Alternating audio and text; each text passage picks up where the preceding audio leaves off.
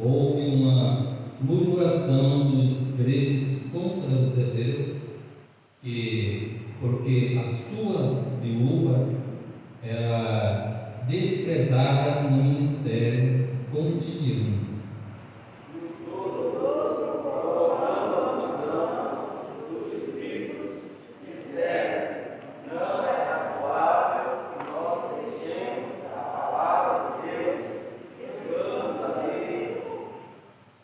Escolhei-vos, irmãos, dentre vós, 7 varões de boa reputação, cheios do Espírito Santo e de sabedoria, aos quais continuamos sobre este importante negócio.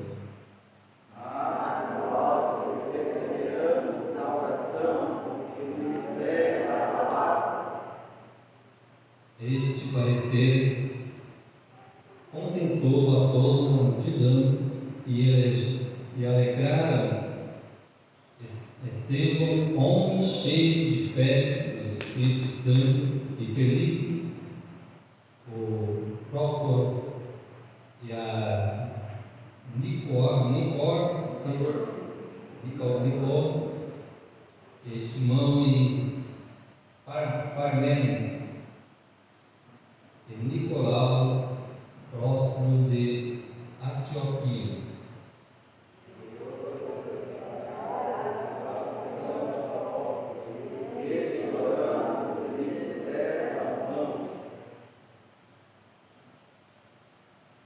E crescia a palavra de Deus em Jerusalém, se multiplicava muito o número dos discípulos, a grande porte dos sacerdotes, obediência à fé. Glórias a Deus. Vamos orar essa noite, já apresentando o professor. Essa de oração, para em casa.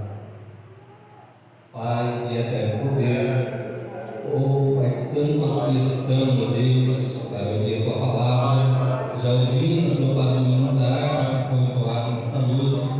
Meu Deus, se houver continuar falando conosco através da leitura da palavra do Senhor, usa, meu Pai, poderosamente para nós essa noite, pastor Fernando, para nos permitir a tua boa e errante palavra, Pai, e que possamos sair daqui, meu Deus, maravilhado pelo teu poder, Pai, instruído pela palavra do Senhor.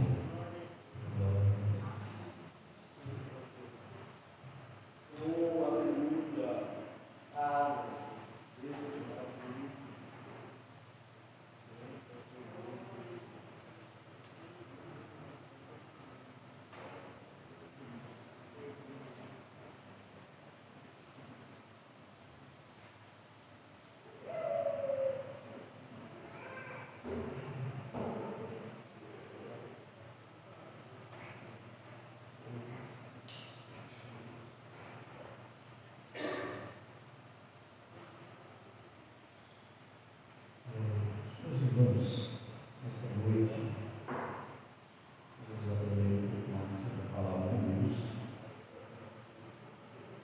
Lição de 8. Se o senhor puder colocar só um fundinho no teclado, assim, vai bom. Lição de 8, que tem o tema: a igreja que enfrenta os seus problemas.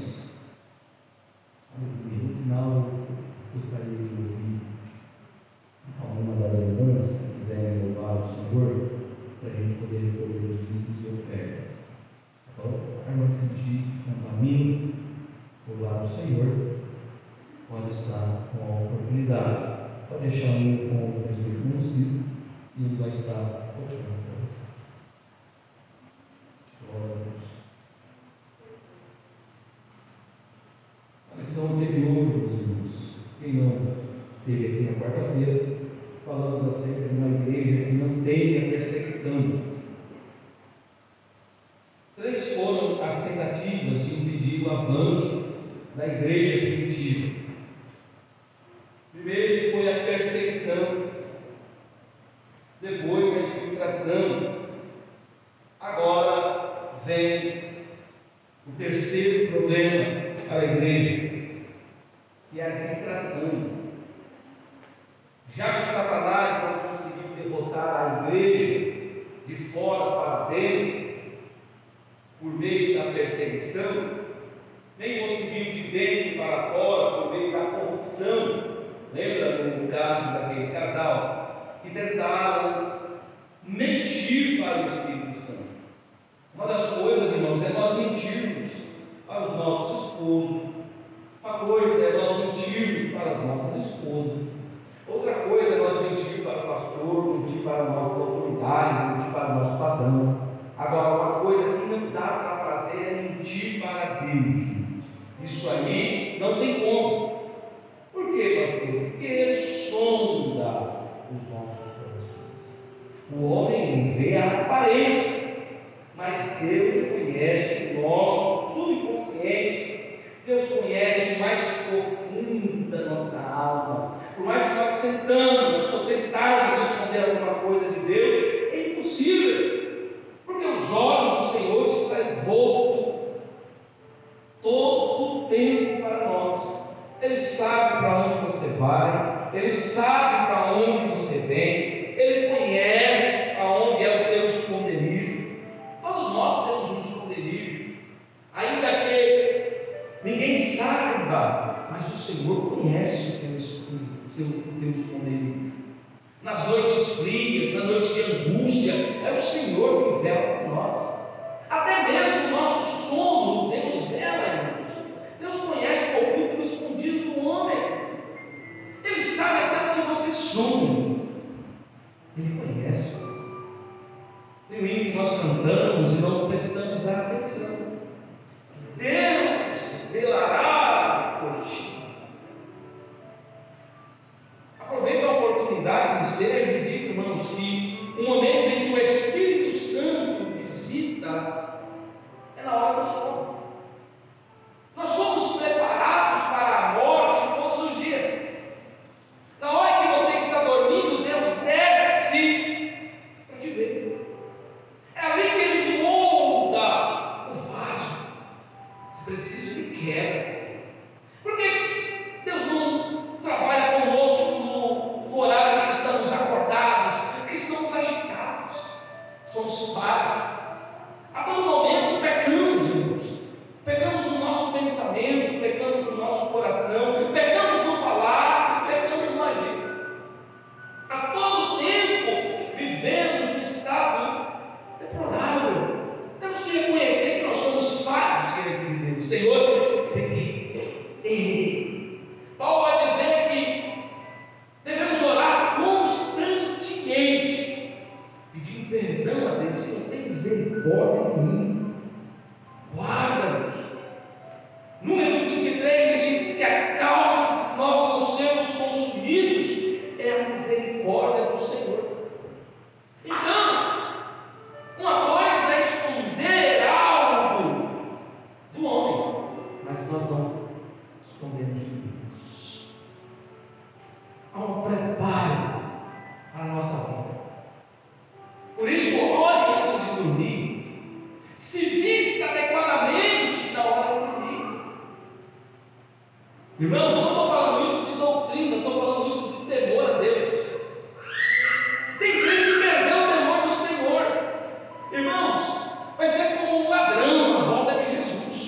Se o pai de família, o filho, soubesse que hora viria o ladrão, ele ficaria preparado. Se soubesse que alguém ia roubar a sua casa, você ia ficar dormindo? Não, claro que não. Íamos ficar preparados, pegar um pedaço de pau, pegar alguma arma aqui, vou chamar a polícia, vou fazer alguma coisa. Mas o ladrão vem para a hora que menos você espera. Assim também será a vinda, a volta do nosso Jesus. E se for de madrugada, que forma que o Senhor vai te encontrar? Tem gente que trocou sono assistindo novela, filmes. Não faça isso. A noite foi feita para dormir. Quer ter experiência com Deus? Vá para a madrugada. 3 horas da manhã. Melhor horário que se tem. Na segunda-feira eu perdi o sono, 3 horas da manhã fui no sofá. Quando eu dobrei o joelho, eu senti que alguém dobrou o joelho junto comigo.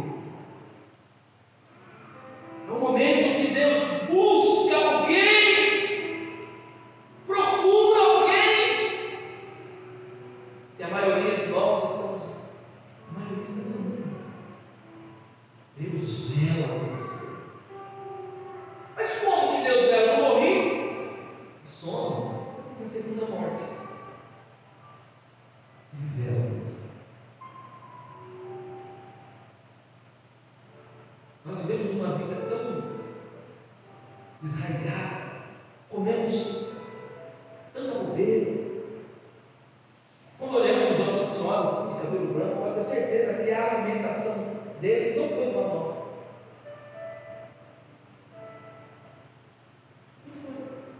Por isso que eles vivem mais do que nós. Então, o que nos mantém vivos são os livramentos de Deus. Quando uma vez o seu coração vai entupir, o Espírito Santo desce e coloca as mãos para hoje. Já ouviram falar que Deus faz cirurgia? Quando você está dormindo, algum órgão seu que está inflamado, alguma coisa do seu corpo que não está bem, é nesse momento que o Espírito Santo vem. Às vezes você dorme com dor e acorda sem a dor. O milagre é de Deus. Então não tem como nós se escondermos de Deus.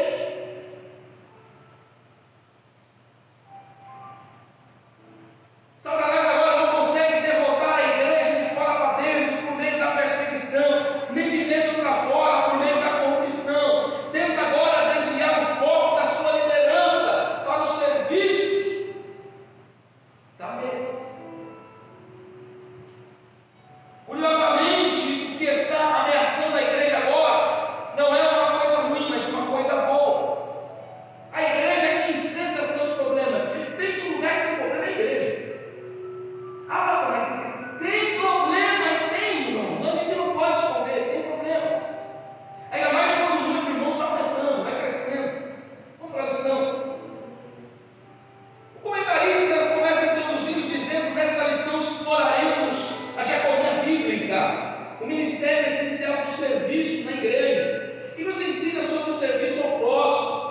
A Bíblia nos mostra que a igreja, mesmo em seu primórdio, enfrentava desafios, mas a busca por solução em Deus era fundamental.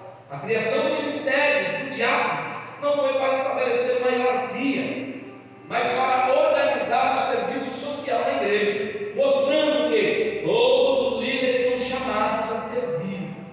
Palavra-chave: diaconia. Todos nós, meus irmãos, somos chamados para fazer alguma coisa na obra de Deus. Deus não tira ninguém de fora e coloca para dentro para ficar. Você foi chamado para fazer alguma coisa, mas muitos estão perdidos. O que eu vou fazer? Como é que eu faço? Para onde eu vou? Para onde eu subo? Para onde eu deixo? Calma. Peça discernimento do Senhor. Quando eu cheguei, eu me converti, eu queria servir, eu queria estar na porta, eu queria fazer alguma coisa, porque Deus me chamou para a obra. Mas espera aí, não tem como nós fazer tudo.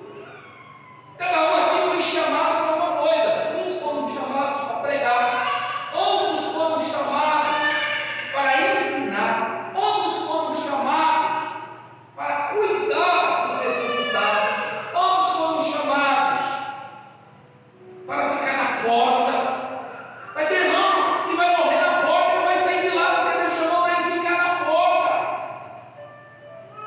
Eu cooperei numa igreja, a primeira igreja onde eu reconciliei minha parte, o porteiro dele já estava há 40 anos na porta. E se tirasse ele da porta, poderia até desviar. Ele gostava, ele chegava na igreja às 6 horas de ponto. O culto começava às 7, ele chegava às 6 até a igreja, ele dava. O prazer dele era esse. Ele se achou. E você? Já se achou na obra? Será que o seu ministério é louvor? Como é que eu sei disso, pastor? Pede para Deus. Senhor, o que eu tenho que fazer? Qual é a minha disponibilidade? Todos nós fomos chamados para servir a Deus. O problema é que os apóstolos estavam perdendo a sua prioridade, correndo de um lado para o outro, ocupados com o atendimento das pessoas e os necessitados, deixando a oração e o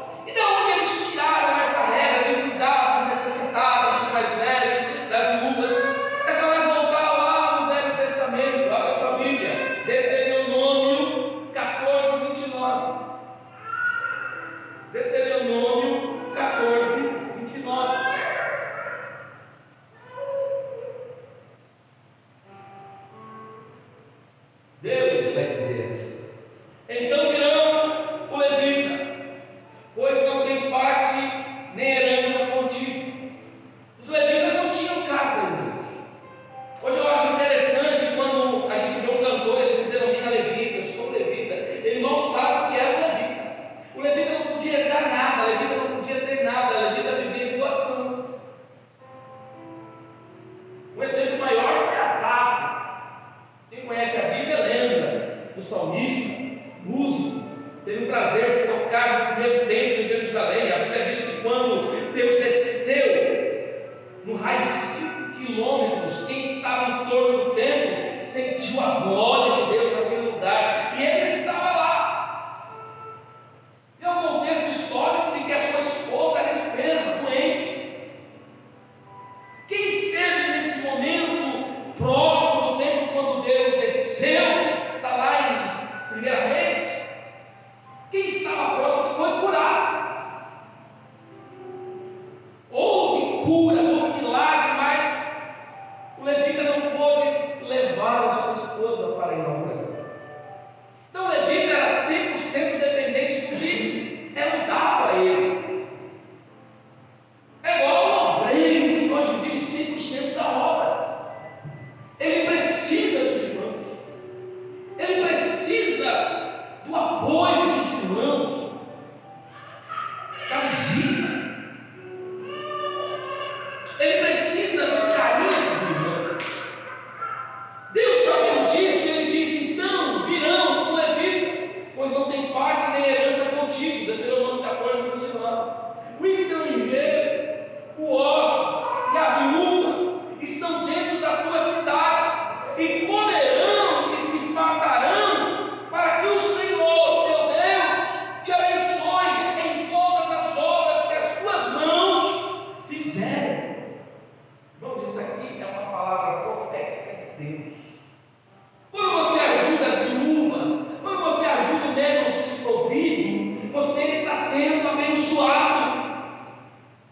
Por isso, irmãos, que criamos o Departamento de Ação Social, para que possamos socorrer o necessitado, o aflito. Irmãos, não é só vir aqui na glória a Deus e aleluia cantar muito, não. É necessário fazermos a obra, meu Deus. Isso é fazer a obra. Vivemos um mundo egoísta, aonde queremos, e se esquecemos dos demais, que não pode ter. Essa lição me chama a atenção, irmãos. Nós precisamos dizer como o Tiago diz: uma religião pura, sem mácula. Se você sabe que o seu companheiro está necessitando de alguma coisa, ajude-o. Não faça como os fariseus, que tinham no peito, eram arrogantes, diziam que davam dízimos da lâmina, mas não ajudavam o seu companheiro. Na época que eu estou falando, havia muitos homens moradores de rua em estado deplorável. Quem lembra do paralítico no tanque de Betesda? A Bíblia diz que ele estava ali há 38 anos. Junto com ele havia outros dezenas de enfermos, esperando o mover das águas. Mas um dia Jesus, olha só, Jesus parou para dar atenção ao paralítico que estava no estado mendigando. Aí Jesus pergunta para ele: o que queres que eu te faça?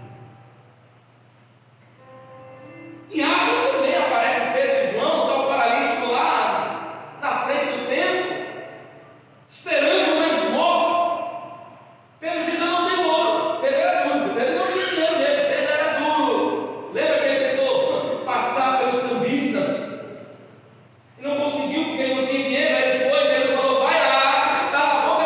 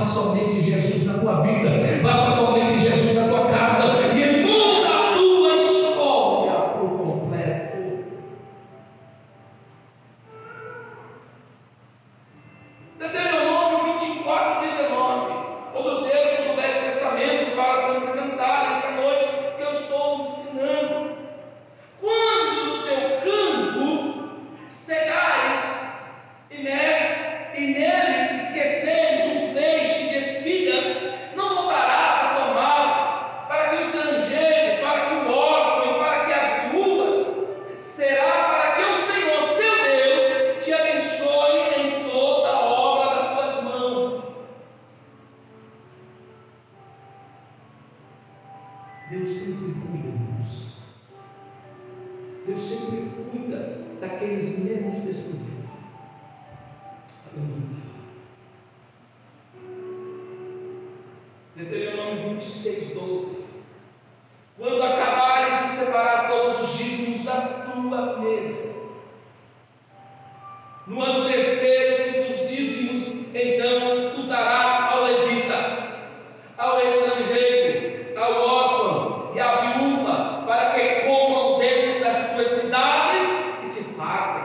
Então Deus se preocupa com o menos favorável, com as viúvas. E Jesus, sabendo disso, Lucas capítulo de número 7, agora eu vou tocar no seu coração para você dar um glória a Deus, um aleluia, porque nós somos pentecostais. Está vindo um cortejo, está lá as carpideiras chorando. Quem são as carpideiras, pastor? Eram mulheres pagas para chorar. Elas não choravam, elas gritavam: oh! E Jesus ouviu de longe, falou: opa! Mas no meio dos gritos e berros dessas mulheres que eram pagas, havia um choro diferente. O choro de uma mãe que acabara de perder o esposo. A Bíblia não fala o nome, mas fala que ela era viúva. Ei, Senhor, para conhecer coração. Deus conhece o teu coração. Deus conhece a tua necessidade nesta noite. Você não vai voltar para casa da mesma forma, porque o Senhor conhece o íntimo da tua alma. E a Bíblia diz que Ele é comovido de uma íntima compaixão, coisa que eu e você não tem. O que é íntima compaixão? Íntima compaixão é se pôr no lugar do próximo.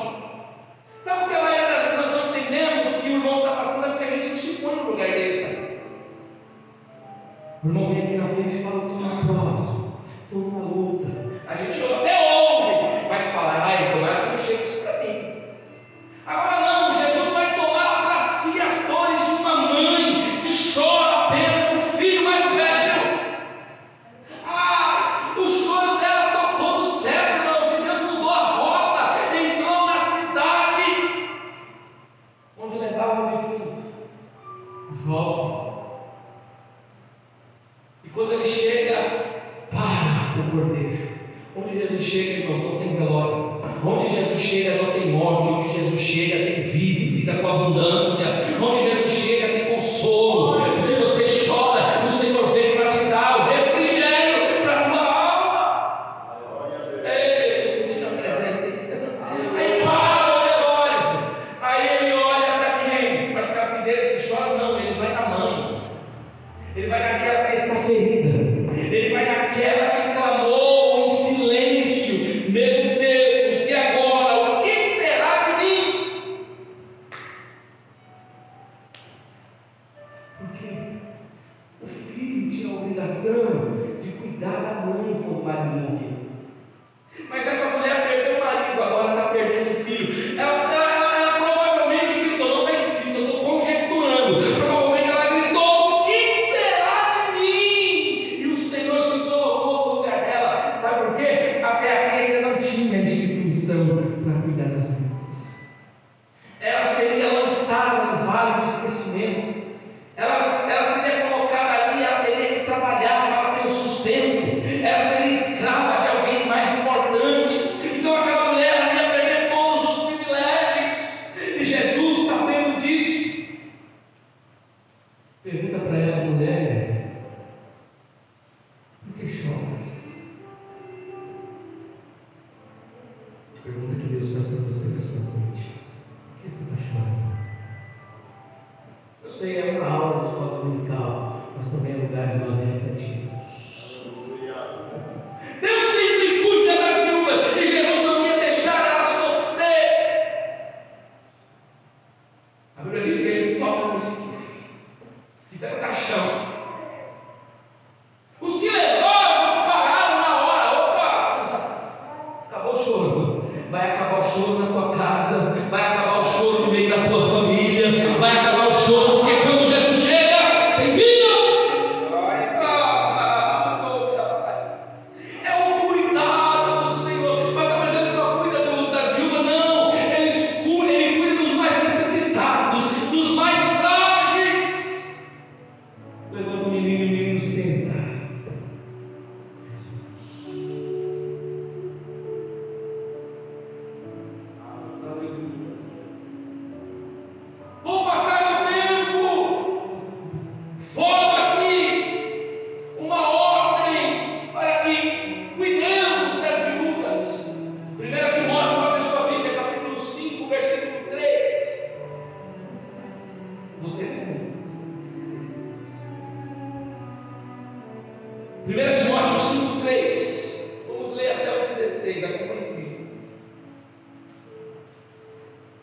Note bem o cuidado de Paulo quando ele fala das viúvas.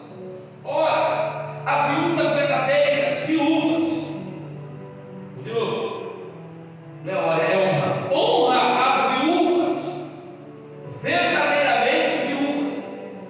Mas, se alguma viúva tem filhos ou netos, que esses aprendam primeiro a exercer a piedade, para que, com a própria casa e a recompensar aos seus progenitores, por isso é aceitável diante de Deus. Está dizendo, olha, se a viúva tem filhos, tem netos que possam cuidar, cuide delas, mas hoje não, irmãos. Hoje nós estamos vendo os idosos ficando velhinhos e os filhos colocando os pais vazios.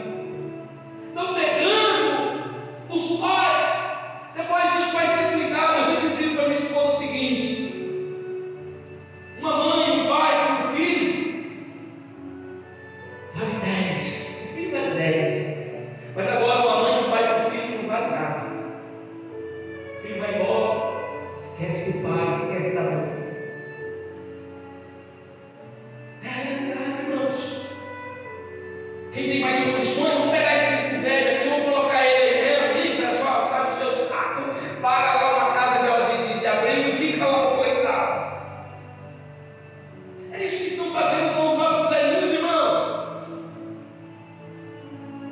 Eu estou sentindo a presença de Deus aqui. E o Senhor tem entristecido com isso, irmãos.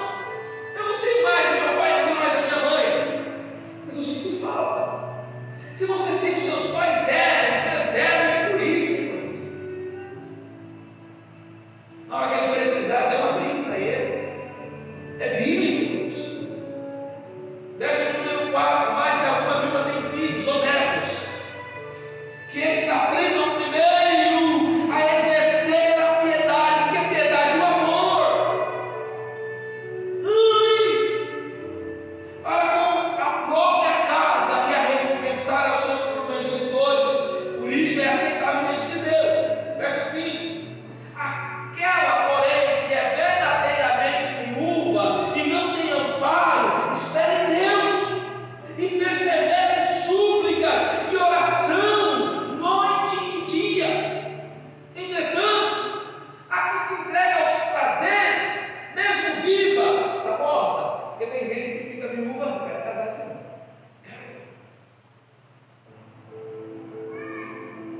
Prescreve, pois, essas coisas para que sejam irrepreensíveis. Ora, se alguém não tem cuidado dos seus, pode bem, especialmente da própria casa, tem negado a fé e é pior do que o descrente.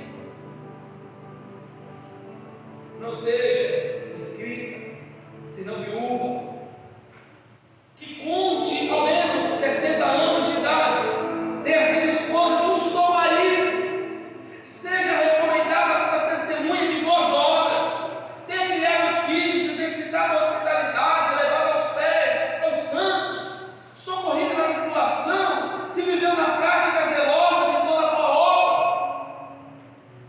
Mas rejeita a viúva mais novas, porque quando se tornam levianas contra Cristo, querem casar-se. Que é forte, tornando-se condenáveis por anularem o seu primeiro compromisso. Além do mais, aprendem também a viver ansiosas, andando de casa em casa, e não somente ansiosas, mas ainda tagarelas e intrigantes, falando o que não devem. Quero, portanto, que as viúvas mais novas se casem, criem seus filhos, sejam boas donas de casa, e não deem ao adversário ocasião favorável de maledicência, mas, com efeito, já algumas se desviaram, seguindo a Satanás. Se algum crente tem viúvas em sua família, socorra e não fique sobrecarregada a igreja, para que esta possa socorrer os que são verdadeiramente viúvas.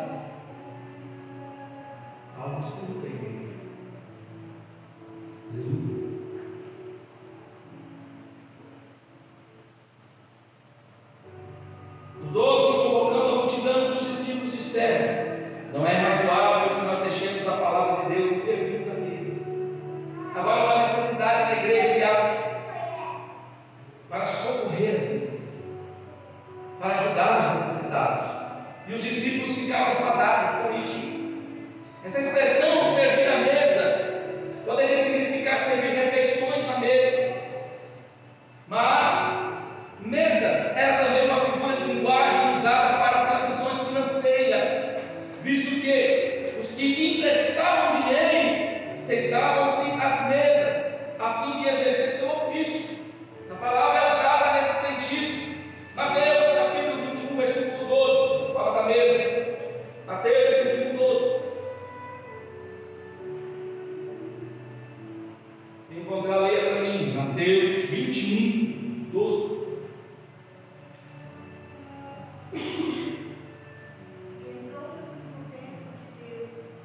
Expulsou todos os que vendiam e compravam no templo, e derribou as mesas dos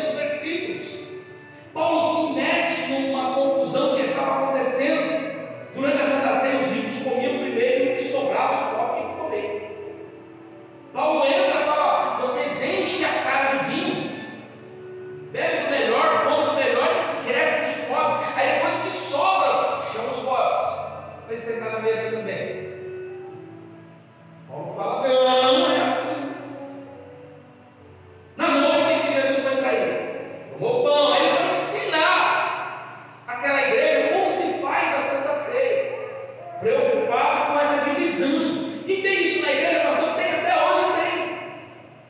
O irmão mais simplesinho, ele fica quieto no canto, ninguém fala com ele, ninguém cumprimenta ele, ninguém vai lá saudar ele com a paz do Senhor. Então estava acontecendo isso.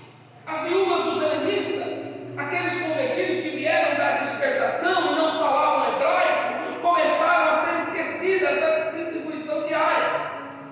A injusta distribuição dos recursos gerou murmuração na igreja. Usou a palavra grega murmuração, sugere subir de abelhas. Que é isso? Começou um zum no meio da igreja, e os apóstolos ficaram preocupados. Irmãos, uma igreja que gera murmuração, conversa fiada, Deus não fica nesse propósito.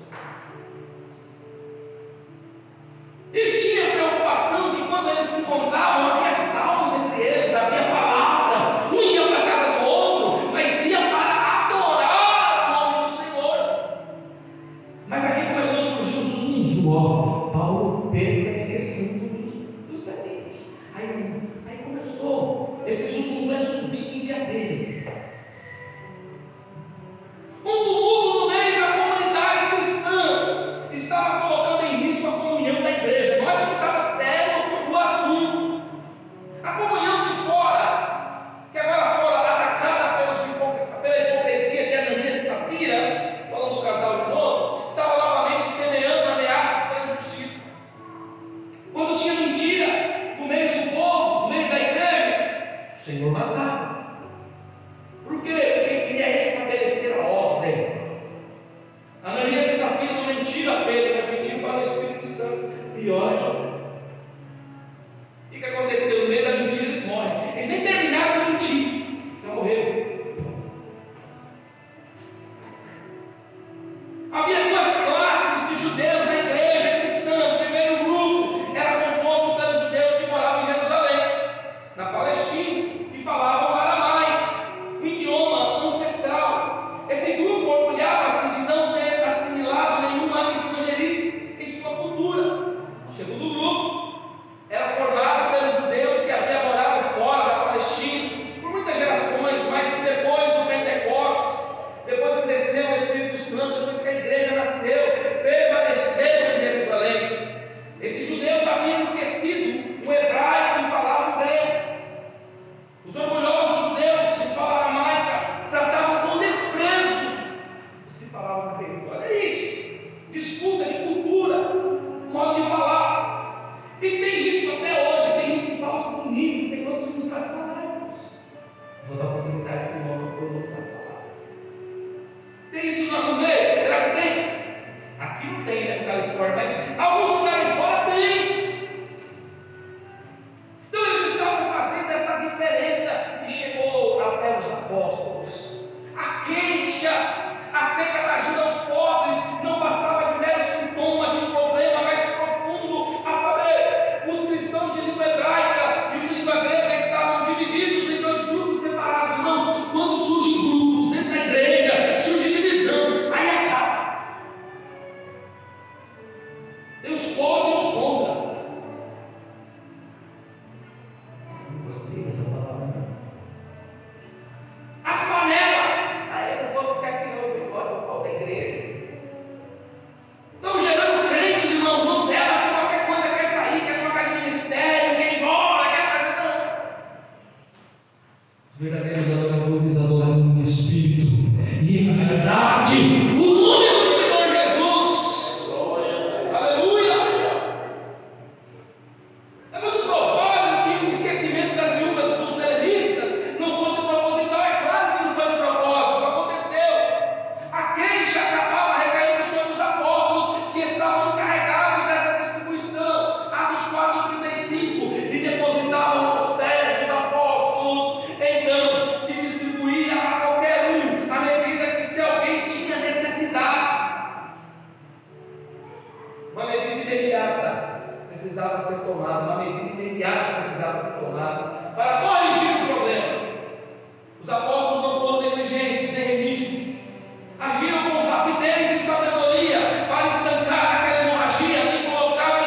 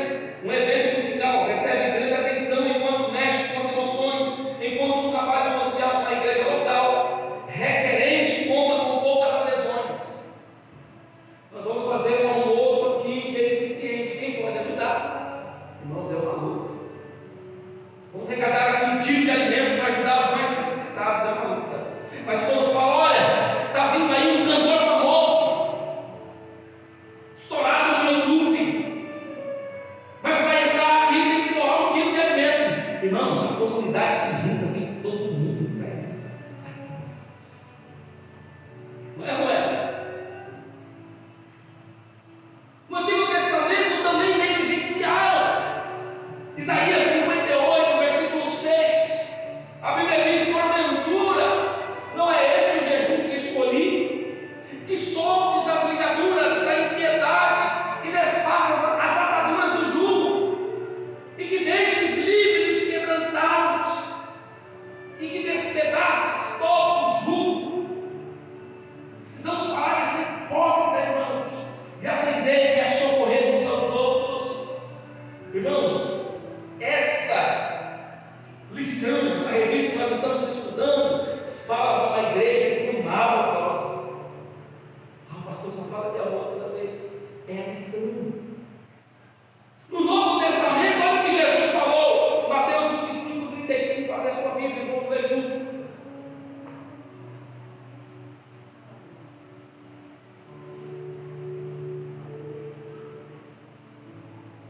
Texto muito conhecido, Jesus disse: por que tive fome? Deste-me de comer. Tive sede e deste-me de beber. Era estrangeiro, hospedaste-me. Estava nu e vesti-me. Adoeci e visitava-me. Estive na prisão e fostes me ver. Então os justos lhes responderão, dizendo: Senhor, quando te vimos com fome e te damos de comer, ou com sede e te damos de beber? E quando te vimos estrangeiros e te hospedamos, ou nu te vestimos? Jesus estava aqui dando uma analogia para que eles cuidassem dos que estavam passando necessidade, dessem de beber para quem precisasse, hospedassem o estrangeiro. Estava cuidando daqueles que não tinham roupas. É roupa para o mundo. Deus vai provar os crentes. Às vezes que você menos imagina, vai aparecer na tua porta um mendigo pedindo água, pedindo um prato de comida. E tem gente que fecha o coração. Tem gente que fecha o coração. É nessa hora que Deus está mostrando: opa, vamos ver quem são eles. Estive nu. Aí eles perguntam: mas quando nós te vimos, Jesus, nu? Ele não está falando dele, mas está falando dos que estavam por ali precisando, ninguém dava atenção, negligenciando eles. O pastor contando testemunho, ele estava no culto missionário, prega aqui, prega ali, e perguntou: quem quer fazer missão? Aí veio todos aqueles jovens: eu quero fazer missão, eu quero, quem quer ser enviado? Eu também quero ser enviado, eu quero aquele fogo pentecostal, todo mundo querendo ser missionário. Acaba o culto, todo mundo foi embora. E o pastor é o último a sair. Quando ele vai fechar a igreja, ele olha do lado, tem um mendigo deitado. Todo fétido, cabeludo, cheirando puro álcool. Ele estava deitadinho na igreja, do lado da igreja da calçada. Os crentes que participaram do congresso, que estavam doidos para fazer missão, passaram de largo. O pastor olhou para aquilo e falou assim: como é que pode? Querem fazer missão nos Estados Unidos, na Rússia, lá não sei aonde, mas sabendo que às vezes tem necessitado lá perto da sua casa.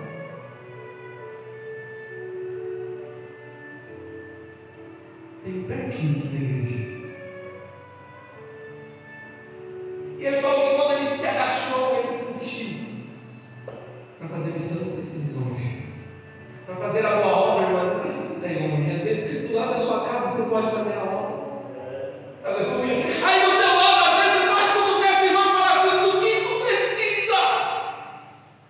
Quanto tempo você não abraça esse seu irmão que está do teu lado, essa irmã que está do teu lado?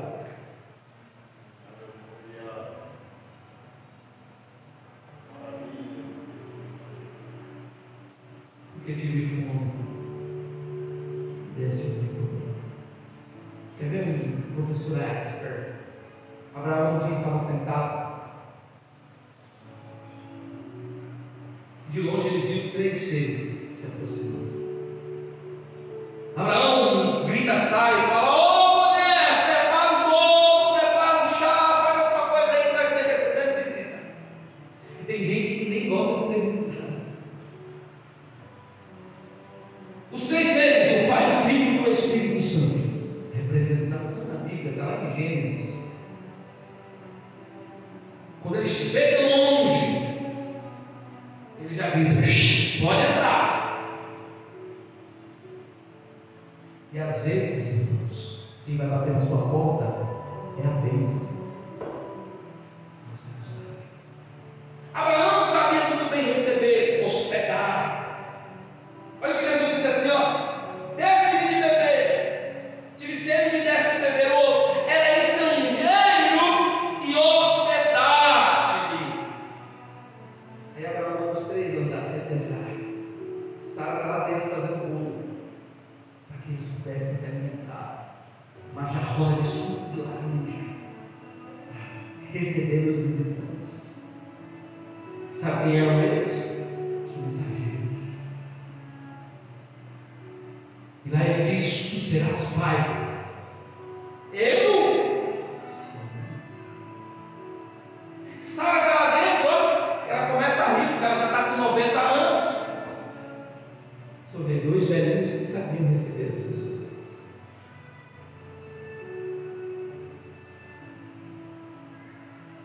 Lá dentro ela ouviu, mexendo o bolo, ela riu e falou: você mãe? E o que estava lá falou: por que riste, Sara? Teu filho chamará Isaac. Às vezes vai bater na tua porta a bênção, não fecha. Você vai socorrer, Deus vai te abençoar.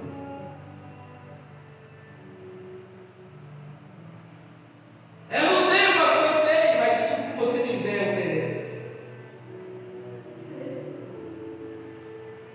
É um abraço, dê um abraço. Mas às vezes a gente acha que as pessoas querem dinheiro. Não é, não tem tudo é dinheiro. Então, como vai, tudo bem? E hoje em dia está tudo mais fácil, não. Você tem um aparelho que, se você quiser mandar uma mensagem agora, ela chega diretamente no Japão, do outro lado do mundo. Como vai? Tudo bem? Tudo bem. Nós negligenciamos às vezes até com mensagens.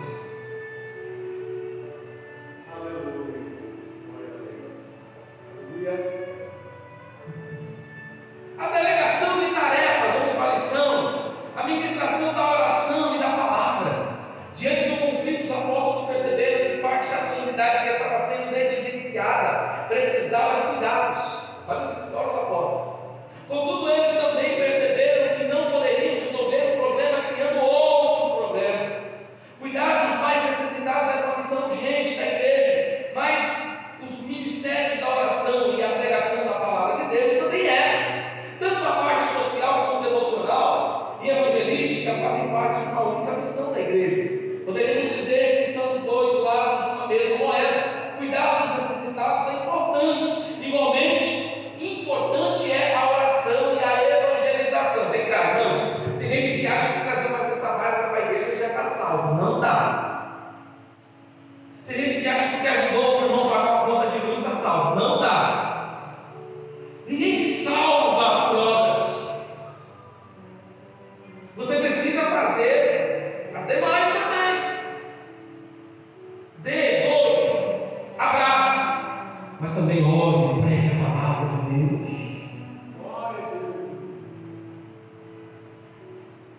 Ore. Vai ajudar alguém? Vai na casa dessa pessoa. Vem cá, irmão, eu tenho uma bênção para te entregar, mas vamos orar. Quero te falar de Jesus.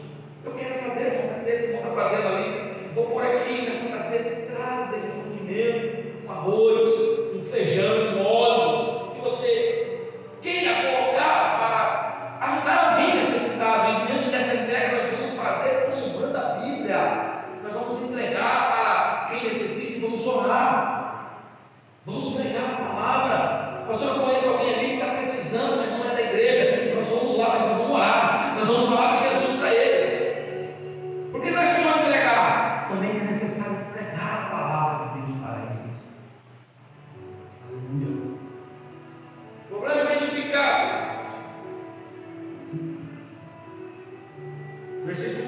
capítulo 6 que temos.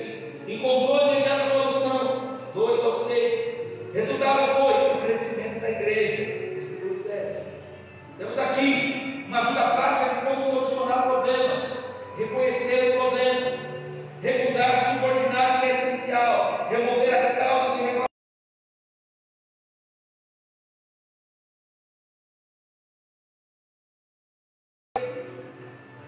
Porém, os apóstolos não ficaram na defensiva, acolheram as críticas dos helenistas e tiveram coragem de fazer uma correção de rota. Alguém já disse que o sucesso é o ninho do ano anterior, do que os pássaros já voaram embora. Aquilo que funcionou bem ontem pode não ser funcional e nem relevante hoje. Não podemos sacralizar as escrituras, elas são facilitadoras para o avanço da obra de Deus. Em vez dos apóstolos se desgastarem ainda mais no trabalho, no serviço, às vezes aplicaram um quadro de obreiros, dobraram um quadro de obreiros. E é conhecido como a escolha de 7 varões para o diaconato. Dizer, é melhor colocar 10 homens para trabalhar do que tentar fazer o trabalho de 10 homens. A igreja apostólica não teve medo de fazer ajustes em sua estrutura, a fim de dar espaço para a expansão do ministério. É triste quando as igrejas destroem os ministérios por se recusarem a modificar as suas estruturas. Às vezes vai ser obrigado a fazer mudanças, irmãos, para que a obra avance. Ah, mas o gestor já vai fazer mudança para deixar. Às vezes é necessário. Então todos se convocaram à comunidade dos discípulos e disseram: não é razoável que nós abandonemos a palavra de Deus para servir a mesa. Os discípulos, entenda essa expressão servir a mesa, mais uma vez, é garantir que as necessidades das vidas sejam atendidas, ocupar-se de questões financeiras e administrativas. Agora, diante dessa separação, os apóstolos foram confiados nos oráculos de Deus. Foram orar. Não vamos resolver esse problema na oração.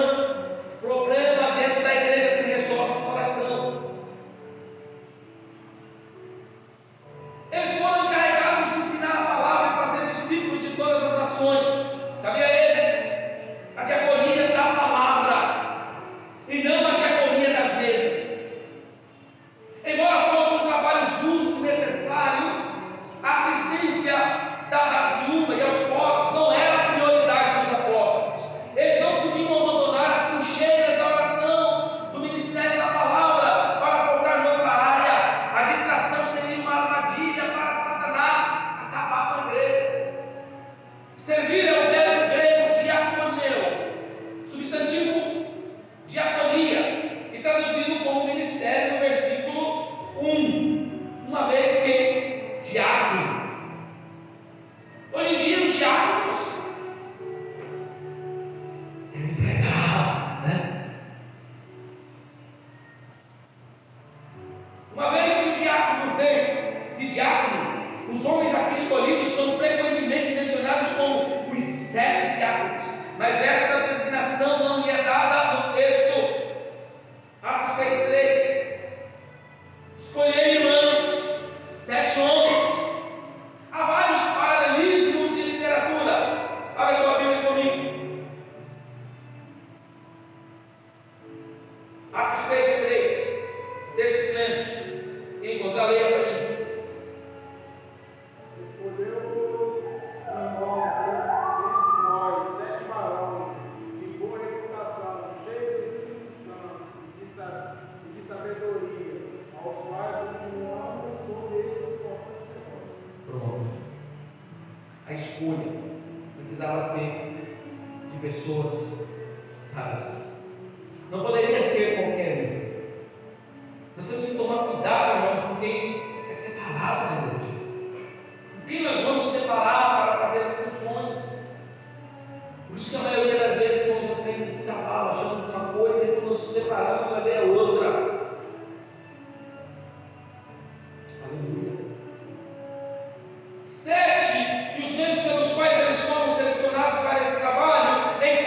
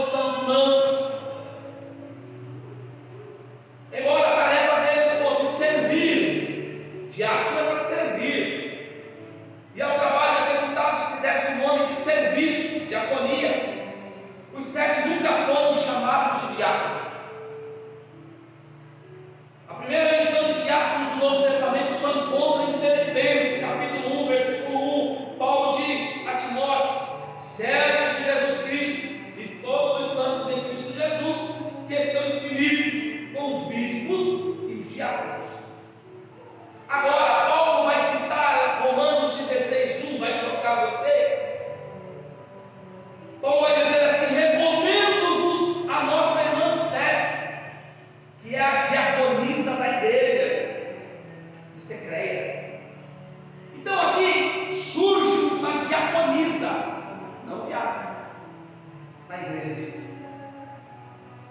Cesareia.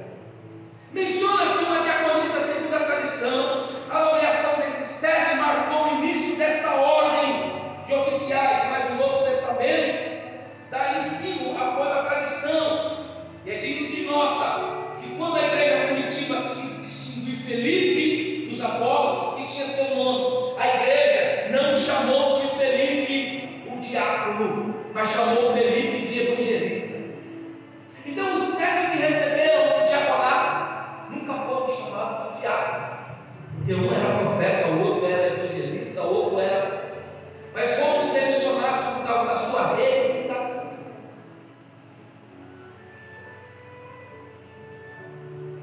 Precisava ser, irmãos, boa índole. Os apóstolos entenderam a legitimidade dos diáconos das mesas. Abre sua Bíblia comigo, vamos ler lá.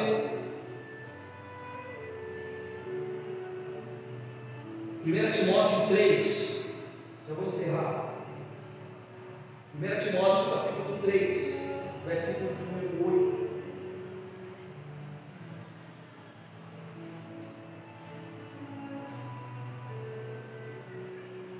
Da mesma sorte, os diáconos sejam honestos, não de língua nobre, não dado a muito vinho, não cobiçoso de toque e ganância. Por quê? Porque eles iriam cuidar da mesa. Então o homem que é voltado ao dinheiro come pinguinhos. Porque quando se mexe com coisa que não é sua, precisa ter um maior cuidado. Paulo continua: guardando o ministério da fé em uma pura consciência, e também que estes sejam primeiros provados, depois sirvam se forem irrepreensíveis. Paulo manda provar antes de ser separado. Hoje em dia o governo não aguenta mais ser provado. Vai provar o governo para você ver que sai da igreja na hora. Eu servi 8 anos como cooperador do trabalho. 8 anos, não entendi, irmãos. Chegava um, já era separado, diácono, e ficava, meu Deus, 1 ano, 2 anos, 3 anos, era gente virando diácono assim, e eu ficando para trás, meu Deus, acho que eu não tenho chamado mais não. Ao ponto de eu pegar a cavalo e jogar no chão, falar, eu não quero mais, eu não vou ser obreiro, eu não vou ser nada mais nesse lugar. Minha esposa olhava para mim e falava assim, covarde, levanta daí. Não vou mais para a igreja. Vai o quê? Na sexta-feira já está tudo bem.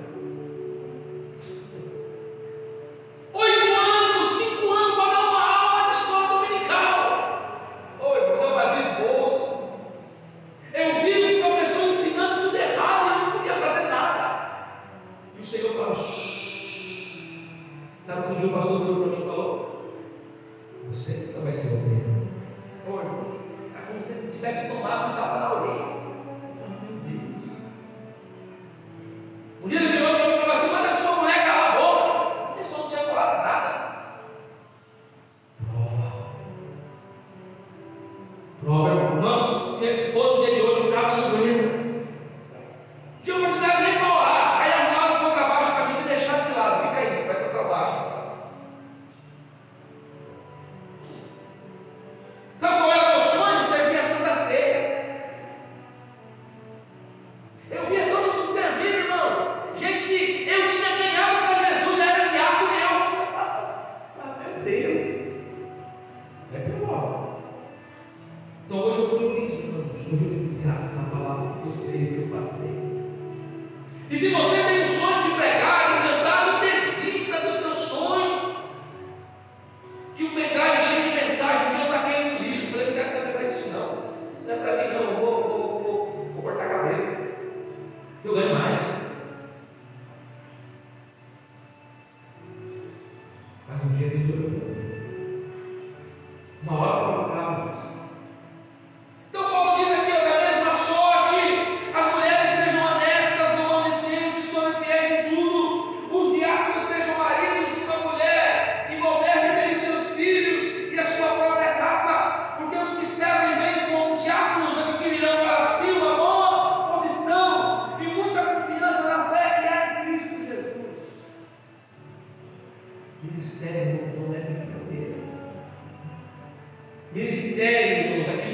coloca nas tuas mãos para você fazer, não faça de qualquer maneira, não faça de qualquer jeito.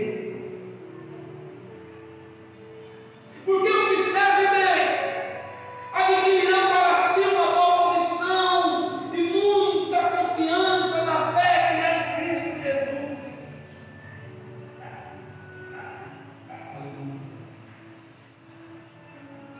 Na igreja primitiva havia a necessidade de prática da distribuição dos justos alimentos. Para resolver isso, os apóstolos orientaram a comunidade a escolher homens para essa função.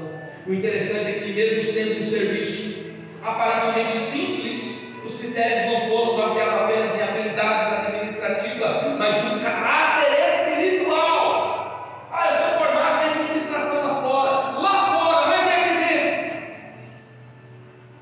Eu já fui comprador de banco é banco, igreja é igreja. Uma coisa é você administrar a sua empresa, outra coisa é você administrar as coisas que Deus colocou para você fazer. Hoje a igreja está cheia de empresários. Os empresários se preocupam com o bolso, esquece das almas. Paulo está preocupado não com o mundo, mas ele está preocupado com o cidadão dele. Boa reputação, testemunho que fala mais alto. Antes de qualquer função, o testemunho de vida é essencial. Boa reputação não se constrói da noite para o dia, é resultado de uma vida íntegra diante de Deus, das pessoas. Mais do que palavras, as atitudes revelam quem realmente somos. Outro critério, cheios do Espírito Santo, dependência de Deus. Não basta ser bom serviço, ser bom no serviço. O problema precisa ser cheio do Espírito Santo. Isso significa viver uma vida de oração, de santidade, de comunhão com Deus. E o Espírito que dá discernimento, força, direção em cada decisão. Cheio de sabedoria. Saber agir com equilíbrio. Sabedoria é a capacidade de aplicar o conhecimento de forma prática. É indispensável para lidar com os conflitos pessoais, diante dos recursos da igreja. A sabedoria de Deus não capacita a agir com justiça, mas sim com prudência e amor. Tiago. Hoje muitas igrejas ainda não atentou para priorizar talentos visíveis. Quem prega bem, canta bonito e tem capacidade de organização acima do caráter. Hoje em dia ninguém mais vai pelo lado espiritual. Mas a palavra nos ensina que o maior valor está na vida com Deus. O caráter dado pelo Espírito Santo é a base para qualquer ministério. O Senhor não chama apenas habilidosos, Ele chama os fiéis. É melhor ter alguém de caráter aprovado do que alguém talentoso, mas sem vida no altar. Canta bonito, mas lá fora fala palavrão. Prega bonito, mas desprega aquilo que não vida. Reflexão pessoal para encerrar. Mau caráter tem falado mais alto que os dons. As pessoas reconhecem em mim um testemunho de integridade. Faça essa pergunta a si mesmo. As pessoas reconhecem em mim um testemunho de integridade. Estou buscando ser cheio do Espírito Santo diariamente. Tem lido a palavra. Tem momentos de reflexão na leitura. Exercita-se esse seu dom, que Deus vai recompensar cada um. Agora o seu joelho, vamos orar 3 minutinhos, irmão. Passei um pouquinho do horário, depois estaremos dando os avisos. E qualquer dúvida, pode nos procurar. Tá bom? Nós tiramos a dúvida para você. No domingo tem aula também.